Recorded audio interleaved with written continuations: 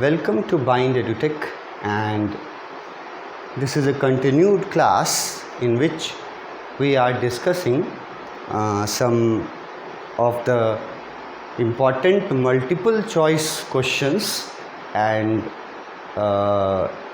their correct answers with the reference of the textbook. Text book का भी reference लेकर के मैं आपको यहाँ दिखाते जा रहा हूँ कि क्वेश्चंस कहाँ कहाँ से पूछे गए हैं। ये मैं आपको ये समझाने के लिए की कोशिश कर रहा हूँ कि टेक्स्ट बुक पढ़ना और उसमें जो वो वर्ड्स यूज़ हुए हैं, जो नए वर्ड्स हैं आपके लिए, बहुत सारे स्टूडेंट्स के लिए बहुत सारा वर्ड्स नया होता है, तो उन लोगों को उन वर्ड्स को लिख करके नोट करके रिवाइज़ करते रहना चाहिए कि इस चैप्टर वाइज ये काम करना चाहिए कि इस चैप्टर में ये वर्ड्स जो हैं वो इम्पॉर्टेंट हैं और नए हैं और उनका स्पेलिंग ये सब याद रखना चाहिए जब मैं एक्सप्लेन करता हूँ उस वक्त। तो क्वेश्चन नंबर 24 किया था हमने पिछले क्लास में, जिसमें फैक्चुअल क्वेश्चन पूछा था कि वेव्स जो हैं वो जाइजेंटिक होना कब शुरू हुए थे, किस दिन। तो 2 जनवरी मैंने आपको दिखाया, टेक्स्ट बुक में लिखा हुआ है पैराग्राफ में, एकदम फर्स्ट उस पैराग्राफ के फर्स्ट लाइन में ही लिखा हुआ है कि 2 जनवरी को वेव्स जाइजेंटिक होने लगे थे। नेक्स्ट क्वेश्चन है, what was the first indication of disaster? What was the first indication of disaster? अब ये भी टेक्स्ट बुक से एग्जैक्टली लिया गया है। मैं आपको ऑप्शंस पहले पढ़ के दिखाता हूँ, फिर टेक्स्ट बुक में दिखाऊंगा कहाँ है कि डिज़ास्टर मतलब तबाही हुआ और फर्स्ट इंडिकेशन मतलब पहला अंदेशा, पहला अंदाज़ा या पहला हिंट या फर्स्ट ऐसा कौन सा काम हुआ जो आने वाले तबाही के बारे में बता रहा था। ऑप्शन में है ऑप्शन ए, अराउंड 6 PM 6 बजे के आसपास, व्हेन द विंड ड्रॉप्ड, जब विंड चलना बंद हो गया, and the sky grew darker, और आसमान जो है वो पूरा अंधेरा छा गया उनके ऊपर। क्या ये डिज़ास्टर का फर्स्ट इंडिकेशन था? ऑप्शन बी है, next morning when the ship started creaking, next morning जब शिप बहुत आवाज़ करने लगा। ये जो क्रीकिंग वर्ड देख रहे हो, ये होता है एक्सट्रीमली पेनफुल नॉइज़, मतलब बहुत कोई ऐसा साउंड तो उसको नहीं बोलेंगे, नॉइज़ बोलेंगे, क्योंकि वो नेगेटिव है, क्योंकि वो बहुत पेनफुल होता है। तो क्या जब इनका जहाज़ आवाज़ करने लगा था बहुत ज़ोर से, क्या वो फर्स्ट इंडिकेशन था? ऑप्शन सी है, when it started raining, first indication क्या ये था कि बारिश शुरू हुई थी? और डी में है, व्हेन विंड्स वर स्ट्रॉन्ग, या फर्स्ट इंडिकेशन ये था कि विंड्स जो हैं वो बहुत तेज़ हो गए थे। स्ट्रॉन्ग होने का मतलब मजबूत होता है, विंड्स के साथ है तो तेज़ हो गए थे।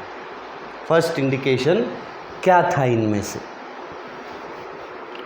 जहाज़ का आवाज़ करना, ज़ोर ज़ोर से नॉइज़ करना, या बारिश शुरू हो जाना, या विंड्स का तेज़ हो जाना, या 6 PM के आसपास विंड का कम हो जाना और स्काई को डार्कर बताया गया।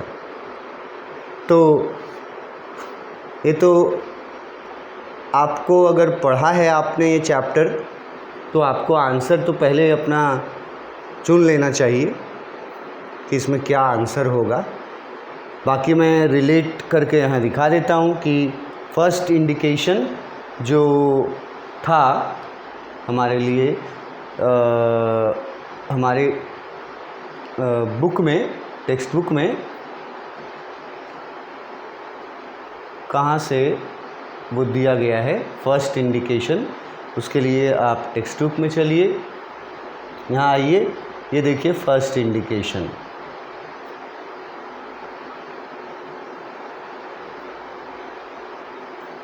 ये लाइंस को पढ़िए, फर्स्ट इंडिकेशन यही है। The first indication of impending disaster. यहाँ इम्पेंडिंग वर्ड का मीनिंग हम बताए थे, अबाउट टू हैपन या अबाउट टू कम, होने वाला, आने वाला। तो आने वाले तबाही का पहला संकेत इनको कब मिला था, लिखाया है, यहाँ लिखा है अबाउट 6 PM, 6 बजे शाम को, जब ओमिनस साइलेंस छा गया। ये ओमिनस साइलेंस वर्ड के बारे में मैं बहुत बार बोल चुका हूँ कि ये बहुत इम्पॉर्टेंट वर्ड है। यहाँ वैसे भी डार्क किया गया है और चैप्टर शुरू होने से पहले भी कुछ वर्ड्स जो दिए गए थे कि इन वर्ड्स का मतलब निकालना, ज़रा ध्यान रखना। उसमें से भी एक ये वर्ड है ओमिनस साइलेंस, जिसका मतलब मैंने बताया है कि तबाही के पहले आने वाला साइलेंस।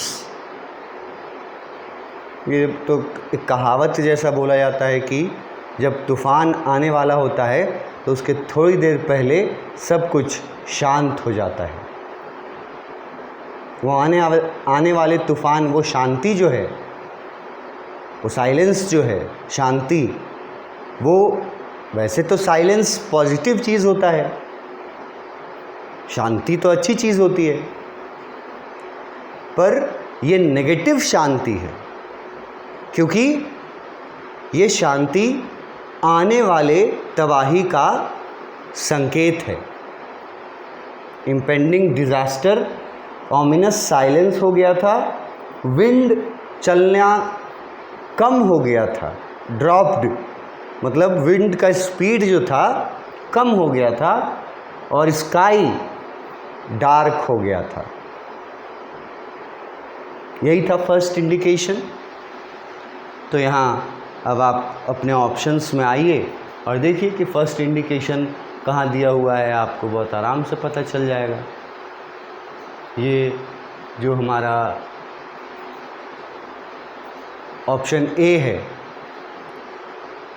ये भी टेक्स्ट बुक पढ़ने वालों के लिए जल्दी और इजी और सही चुनाव होगा, क्योंकि ये बातें, क्रीकिंग वाली बातें है ना, रेन वाली बात कि रेन स्टार्ट हो गया था या विंड मजबूत हो गया था, ये बातें नहीं है कहीं मेंशन की हुई। ये बात एकदम क्लियरली मेंशन किया हुआ है कि 6 बजे शाम अचानक से शांति छा गई, विंड्स चलना भी बंद हो गया और आसमान डार्क होता गया, और यही था आने वाले तबाही का फर्स्ट इंडिकेशन, पहला संकेत। तो आंसर ये होना चाहिए हमारा। Next question, question number 26। How did the explosion affect the ship? How did the explosion affect the ship. अब पहले यहाँ एक्सप्लोजन वर्ड का मतलब क्या होता है। कॉमनली तो एक्सप्लोजन हम लोग बोलते हैं धमाके को, जैसे बॉम्ब के साथ यूज़ करते हैं, बॉम्ब एक्सप्लोजन। तो एक्सप्लोजन वर्ड हम लोग यूज़ करते हैं धमाके के लिए। यहाँ पर लेकिन एक्सप्लोजन वर्ड का मतलब धमाका नहीं है, ये तो सी में है, यहाँ पे कोई उन पर कोई गोलीबारी भी नहीं कर रहा है जो एक्सप्लोज़न हो। यहाँ पे एक्सप्लोज़न का मतलब है कि जब जो वर्टिकल वेव्स थे, जो 30-40 मीटर ऊंचे थे, 30-40 मीटर ऊंचे वर्टिकल वेव्स, उन वेव्स का जो टॉप मोस्ट पोर्शन था, टॉप मोस्ट पोर्शन, वो जब गिरता है शिप पर, उसको बोला गया है एक्सप्लोजन। तो पूछा गया कि उस एक्सप्लोजन का क्या इफ़ेक्ट हुआ था शिप पर, क्या प्रभाव पड़ा था। First option, the ship started sinking, ship डूबने लगा था। Second, the ship turned upside down, ship जो है वो उल्टा हो गया, उलट गया एक्सप्लोजन के साथ। सी ऑप्शन है, a torrent of green and white water broke over the ship. अब ये वर्ड, ये सेंटेंस, टॉरेंट वर्ड और ये सेंटेंस एग्जैक्टली टेक्स्ट बुक से है। और टेक्स्ट बुक से है कहने का मतलब कि आपको टॉरेंट का मीनिंग पता रहना चाहिए, अगर आप पढ़ चुके हैं तो। Torrent of green and white water broke over the ship का मतलब है कि बहुत सारा पानी एक साथ शिप पर गिरा। और डी ऑप्शन है, नन ऑफ दीज, इनमें से कोई नहीं। क्वेश्चन पढ़ लो पहले। How did the explosion affect the ship. ये क्वेश्चन थोड़ा माइंड लगाने वाला क्वेश्चन है। और फिर से जो ऑप्शंस हैं उनमें से वो ऑप्शन जिसमें एग्जैक्टली वो टेक्स्ट बुक वाला लाइन लिखा हुआ है, जिसका मीनिंग मैंने अपने वीडियो लेक्चर में दिया है उस पार्ट को डील करते वक्त, तो वो वर्ड आपके पकड़ में आना चाहिए। यहाँ पे मैं फिर से आपको एक बार आपके टेक्स्ट बुक में ले जाना चाहूँगा ताकि आप इसका आंसर में देख सकें कि क्या इफ़ेक्ट हुआ था। ठीक है, यहाँ देखिए,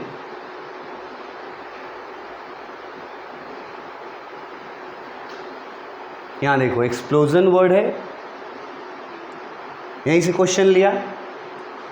but then a tremendous explosion shook the deck. Tremendous मतलब बहुत ज़्यादा खतरनाक, और एक्सप्लोजन तो समझाए ही अभी। तो एक ट्रेमेंडस एक्सप्लोजन ने पूरे डेक को, शिप के डेक को हिला दिया। कब? देखो यहाँ आंसर, ये आंसर तुमको मिलेगा कहीं अगर ऑप्शन में, तो ये आंसर तुम लिखोगे क्योंकि एक्सप्लोजन वाला बात यहीं लिखा हुआ है। तो torrent of green and white water broke over the ship, ये तुम्हारे ऑप्शन में है कहीं, देख लो। Option C, torrent of green and white water broke over the ship. बहुत सारे, टॉरेंट का मतलब वहाँ मैंने बता दिया था कि बड़ा अमाउंट में, बहुत ज़्यादा अमाउंट में, मतलब अनइमेजिनेबल, जो आप इमेजिन नहीं कर सकते, उतना अमाउंट में समुद्र का पानी, ग्रीन एंड वाइट बोला है, ग्रीन एंड वाइट वाटर उतना अमाउंट में गिरा था उस शिप पर जब एक्सप्लोज़न हुआ था तब। और ये एक्सप्लोज़न मैं फिर से आपको बोल रहा हूँ कि आप इमेजिन करो, आपके स्टोरी में बताया गया है कि नरेटर को जो आसमान डार्क होता हुआ दिखाई देता है, वो एक्चुअली में आसमान नहीं था, वो एक बहुत ऊंचा वेव था, 30-40 मीटर ऊंचा वेव, और वो शिप के ऊपर कवर कर लिया था पूरा। तो पूरा आसमान उन लोग को लग रहा था कि धुंधला, मतलब आसमान जो है वो डार्कर हो गया है, but actually that was not the sky, that was the upper part of that gigantic wave। उस 30-40 मीटर ऊंची लहर का जो सबसे ऊपर का पोर्शन है, उसके वजह से उसने कवर कर लिया था, ढक लिया था ऊपर से पूरे शिप को, उसके वजह से वो एक्सप्लोज़न का इफ़ेक्ट ये बताया गया। और जब ऊपर का पोर्शन जब गिरा, पानी का portion, then it shook the deck, पूरा तरह से वो शिप को हिला के रख दिया। तो इसका आंसर आप जो लोग ये लाइन याद रख पाएंगे, torrent of green and white water, ये लाइन जिनको याद रहेगा, टेक्स्ट बुक पढ़े होंगे तो याद रहेगा, रिवाइज़ किए होंगे तो याद रहेगा, और समझने की कोशिश भी किए होंगे तो याद रहेगा ये, क्योंकि टॉरेंट वर्ड एक अलग इसमें है। Torrent of green and white water broke over the ship, ये इफेक्ट था। क्वेश्चन जो तुमसे पूछा है कि एक्सप्लोज़न का क्या प्रभाव था, तो प्रभाव यही हुआ कि उस 30-40 मीटर ऊंचे लहर का जो सबसे अपर पार्ट था, वो पार्ट पूरी तरह से शिप को कवर कर लेता है, और फिर एक साथ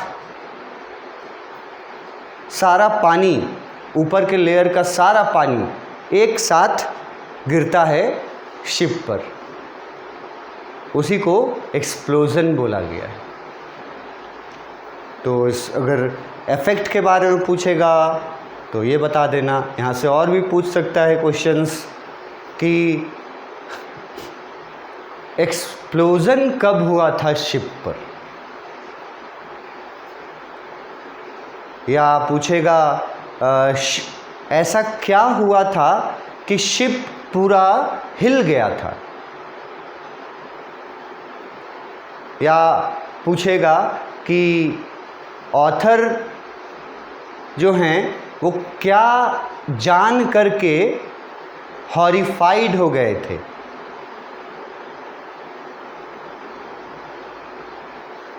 ऑथर जो पहले क्लाउड समझ रहे थे, जिनको वो एक्चुअली में क्लाउड नहीं था, बल्कि उस 30-40 मीटर ऊंचे समुद्री लहर का सबसे ऊंचा पार्ट था, और वो पार्ट जब गिरा समुद्र पर मतलब सॉरी शिप पर, तो उसके गिरने के घटना को एक्सप्लोजन बोला गया है। और बहुत अमाउंट में वाटर था। टॉरेंट वर्ड का मतलब है, इमेजिन नहीं कर सकते उतना लेवल, मतलब उतना पानी जो है एक साथ शिप के डेक पर गिरा।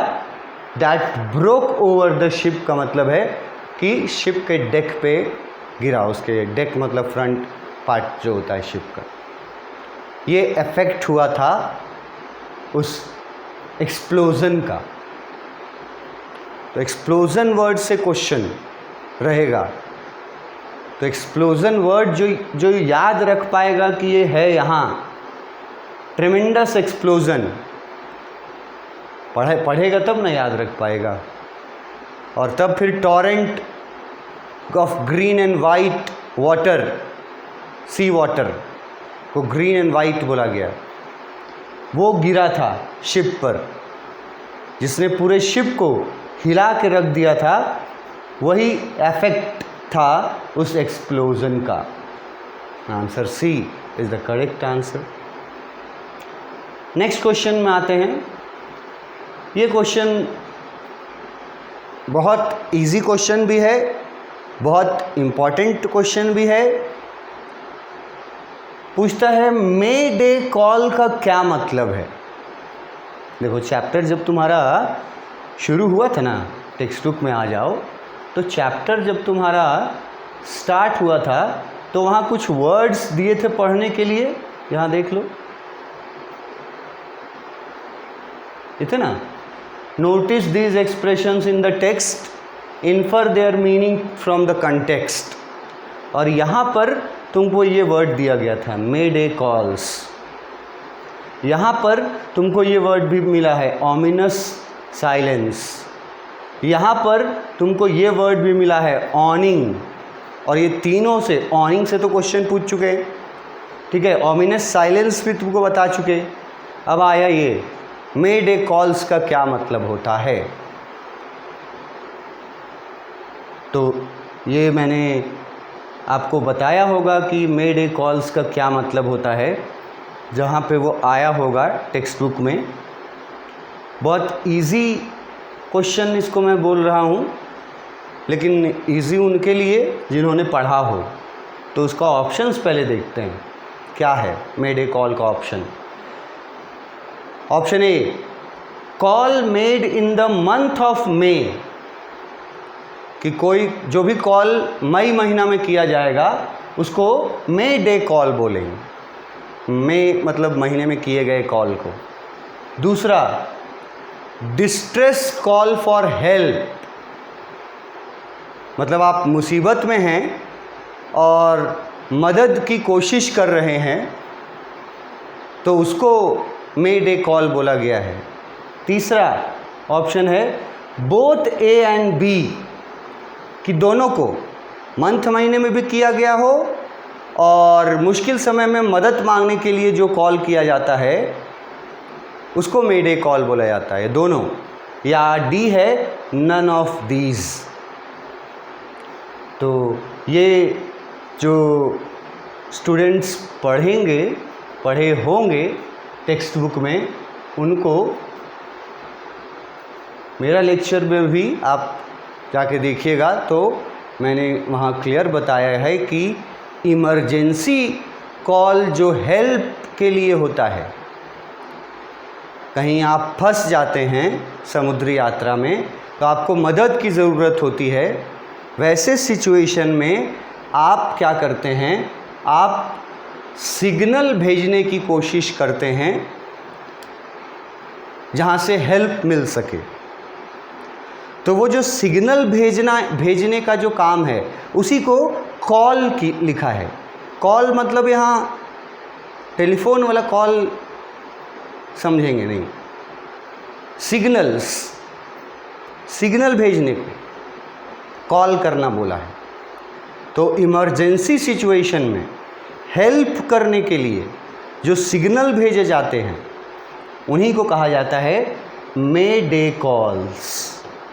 तो यहाँ लिखा है डिस्ट्रेस मतलब मुश्किल हालात में मदद के लिए जो कॉल किया जाए उसको मे डे कॉल बोलते हैं।